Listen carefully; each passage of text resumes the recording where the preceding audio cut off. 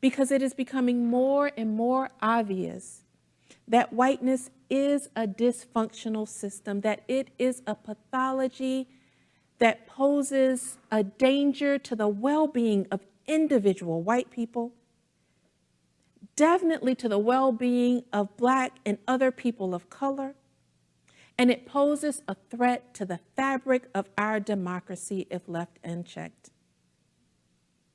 And maybe, for those of us who call ourselves Christians, more than that, it poses a threat to the integrity of our witness as people who profess the same faith and claim to be part of the same body and claim to believe that we are all created in the image of God. The good news, though, is that culture can be changed and pathology can be healed. The first step is naming the disease. Whiteness is a disease, and it must be cleansed, at least according to Dr. Walker Barnes, Associate Professor of Practical Theology. She gave a message at a TheoEd Talk called Pathological Whiteness. Yeah, you heard right. Pathological whiteness. She believes whiteness is a danger to the well-being of everyone and poses a threat to the very fabric of our democracy. Even more than this, she says as Christians, it poses a threat to the integrity of our witness. Hi, I'm Nathan Collins, bringing you the truth of Christ in a wackadoodle post-truth culture.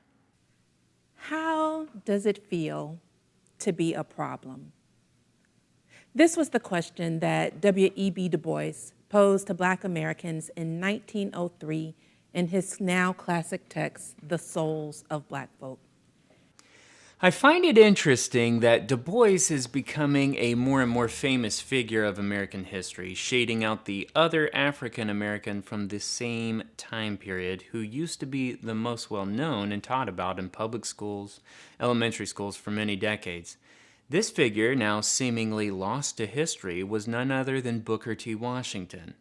These two competed against one another with different ideas of what African Americans, after slavery, should be focused on. Booker T. Washington thought basically that developing skills, education, economic ability would help achieve economic success. Du Bois thought this would never happen, and he argued for political action to bring about economic success. And this is, of course, probably why Du Bois is often quoted, and Booker T. Washington seems almost erased. His ideas don't fit the popular critical race theory narrative of the left these days. Racism is about promoting and maintaining white supremacy, the belief that white people are inherently superior to all other peoples of the world. And this includes everything about white people: their bodies, their aesthetics, their beliefs, customs, values. White supremacy maintains that white people are uniquely suited for citizenship and self-governance, that they ought to wield dominion and authority over all of creation, and that this is the way that God intends it.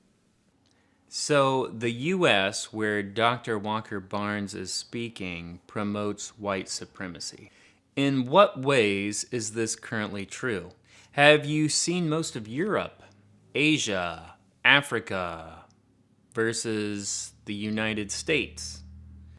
When it comes to nations, there really isn't a lot of diversity going on in the world other than the United States and a few other countries. By the way, who believes that white people are to rule and are inherently superior to all other peoples of the world? Maybe a few thousand spread across the whole country? And what are white values exactly? Because given any 100-year period, you will see different values expressed from various European communities.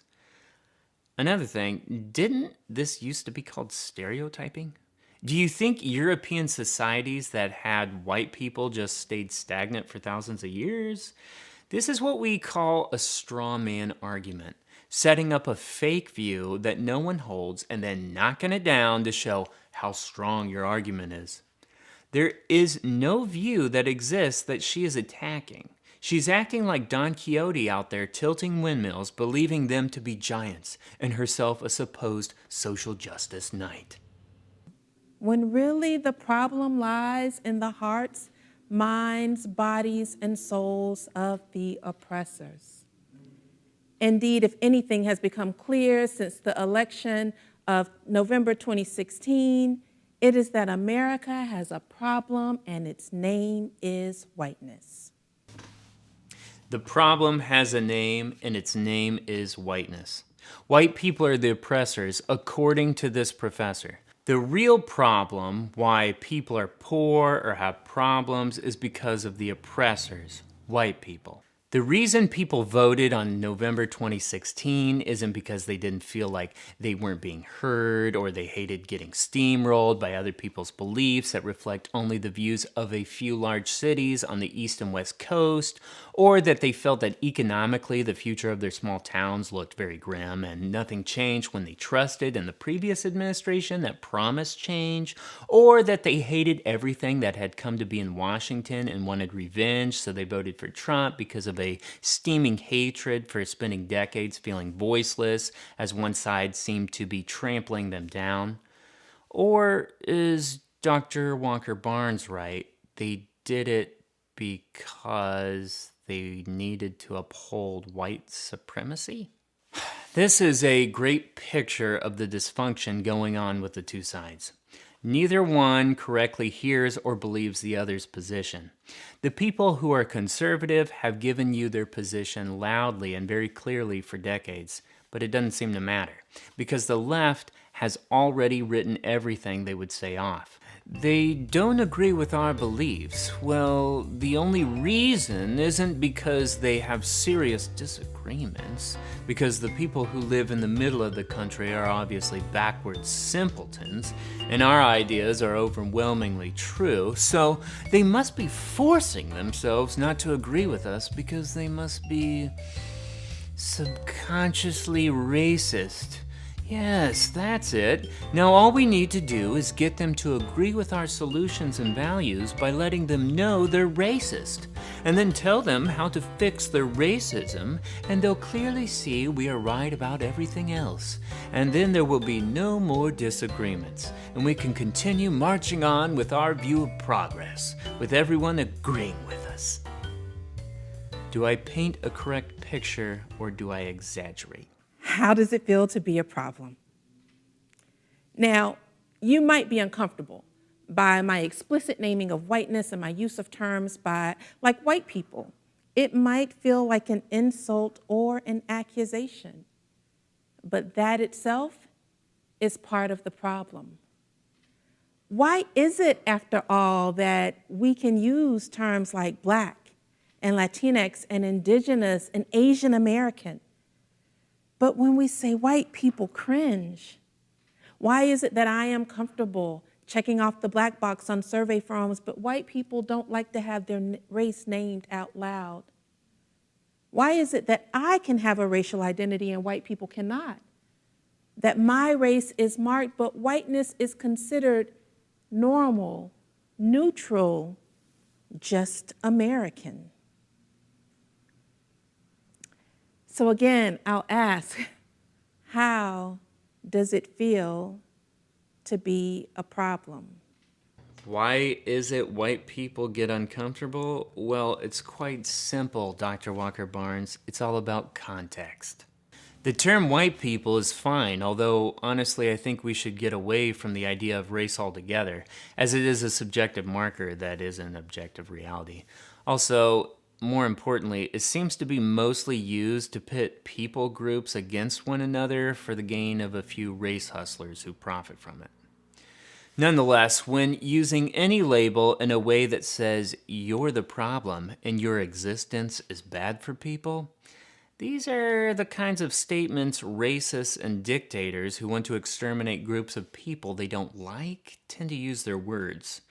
The name Jew isn't negative until you hear a Nazi start using the term. Then if you're the Jew, you start to feel like maybe they want me gone or something. Dr. Walker Barnes, that's how you're using it, and that's why your audiences probably react the way they do. No one likes being vilified because of the color of their skin. In the past, that was called racism. Today, it's called progress. This brings us to the second symptom: trust in authority. Being able to conform to the system was dependent on being able to trust that the system would work in your behalf. And that's what the U.S. systems, the economic, judicial, legislative, even religious systems were designed to do, to promote and maintain white dominance in all areas of society.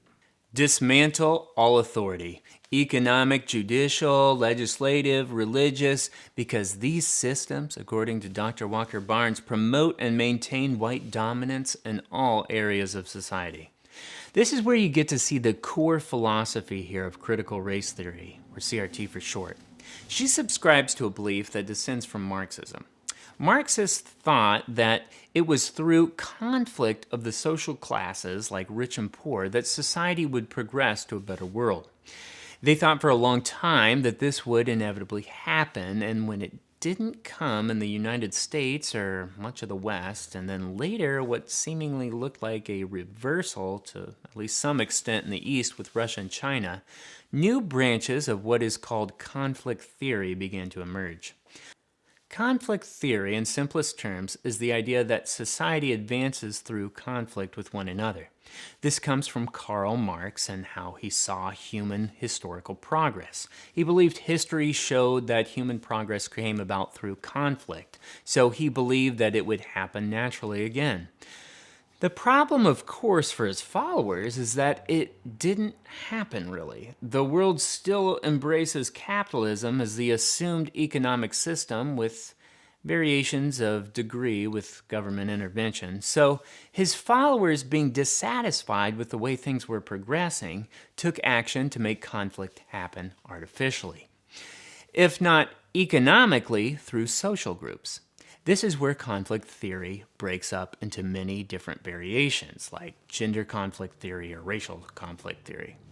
The one Dr. Walker Barnes and many like her are promoting is racial conflict between the races to bring about advancement for who she sees are oppressed races, which of course has to have a race that is doing the oppressing.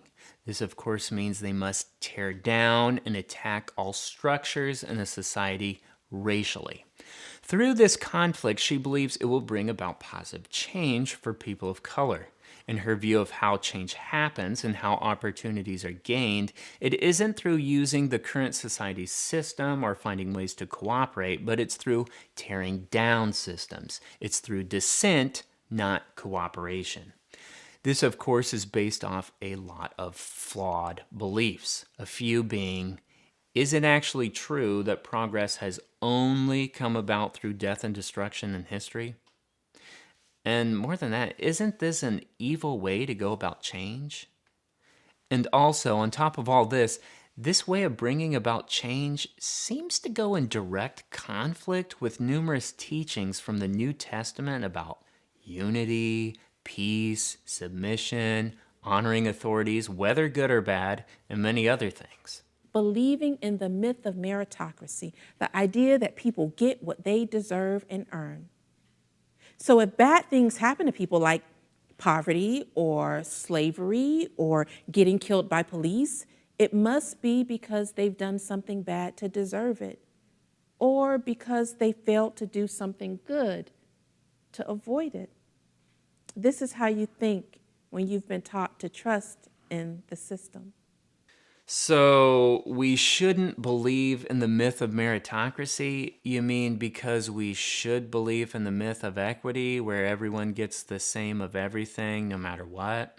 First off, you strawman the argument again with meritocracy, claiming that meritocracy is the belief that bad things only happen to people who do wrong in life, and good things always happen to those who do good in life. This, of course, is some other belief system like karma, not meritocracy. Dr. Walker Barnes is once again destroying arguments that no one is saying. More than this, meritocracy isn't a belief so much as it is an observed reality. Whether you wish it to be or not, doesn't matter. This is reality. Some people succeed and some do not for literally an infinite number of ultimately unknowable reasons, besides God himself, of course. We may not like meritocracy or we may love it. Either way, it doesn't matter how we feel about meritocracy. It cannot be changed because it exists regardless of how you feel about it. It is a law of reality, not much different than the law of gravity. You jump off the roof of a building, despite wanting to fly, you will fall. It's not a white supremacy system that is making gravity happen. It's just the reality of the world you live in. Blaming people isn't going to change that reality. Using equity falls prey in the same way as jumping off the roof and expecting to fly. To get equity, you have to artificially cut down those who have succeeded too far and artificially subsidize those who are too low. This is, in fact, simply a meritocracy of an artificial nature. You are making those who succeeded artificially lose, and those who didn't succeed artificially win. The natural law of meritocracy will adjust to the new system and create new factors for people to succeed or fail under. For example, if everyone ends up the same in the end, the new way to succeed might be to do the least amount of work and get the same pay. Whoever can figure out to do the least amount of work wins, and whoever does the most amount of work for the same pay loses. Meritocracy will always happen. The choices we have is what environment will meritocracy flourish the best in and help the most amount of people. Equity isn't that environment. This reminds me of Milton Friedman, who once said, "A society that puts equality before freedom will get neither freedom nor equality. A society that puts freedom before equality will get a high degree of both." Culture can be changed and pathology can be healed.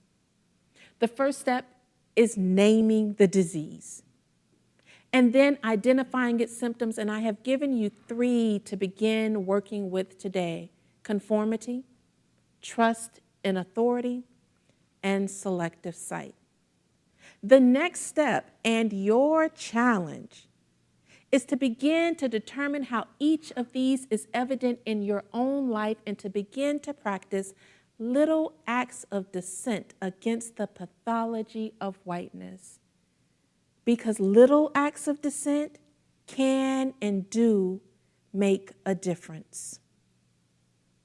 So, in conclusion, I'll ask one more time.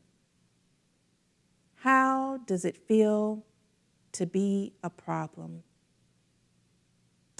And what are you going to do about it? The good news is, not Jesus. What do you think this is supposed to be, a theological discussion or something? Of course not. The good news is we can cure this whiteness disease. All white people need to do is fix themselves because they are the problem. Nice. Be on the alert, brothers and sisters in Christ, for these are the words of division and destruction guised in help and care. Beware of false prophets who come to you in sheep's clothing, but inwardly are ravenous wolves. Be critical about what you hear. Listen carefully to the words of others. Dig in and check out what the beliefs are of the teachers you hear and the teachers you send your kids to. The real Christian practice, as laid out in the Bible, is the exact opposite of what this practical theology teacher has taught. When interacting with different people groups, don't seek dissent and division, but peace, unity through love for one another, and with that comes bearing one another, not destroying one another. Love keeps no record of wrongs, as 1 Corinthians 13 says. Love doesn't live a life of coveting the worldly things others have. Love honors authorities, whether good or bad, and seeks to live a quiet and peaceful life with those authorities. Those who are rebellious or who love division and dissent, they do not inherit the kingdom of God. That is the simple and beautiful way of Jesus, a message we need to proclaim more of. We need to show both sides, conservative and liberal, a better way. And it begins by not practicing progress through the world's methods, but through Christ's methods.